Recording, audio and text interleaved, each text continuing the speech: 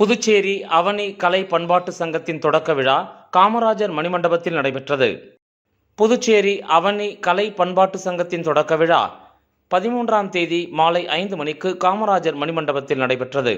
சங்கத்தின் பெயர் பலகையை புதுச்சேரி முதலமைச்சர் ரங்கசாமி, பொதுப்பணித்துறை அமைச்சர் லட்சுமி நாராயணன் மற்றும் மேனாள் சட்டப்பேரவைத் தலைவர் வி.பி. சிவக்கொழுந்து முன்னிலையில் திறந்து வைத்தார். இந்த நிகழ்ச்சியில் புதுச்சேரியில் வாழ்கின்ற தமிழ் அறிஞர்கள், கலைஞர்கள் திரளானோர் பங்கேற்றனர். இந்நிகழ்ச்சியில் கலைஞர்களுக்கு 5 லட்சம் ரூபாய் அளவிலான ஆயுள் காப்பீட்டு சான்றிதழை முதலமைச்சர் ரங்கசாமி அவர்கள் வழங்கி சிறப்புரையாற்றினார்.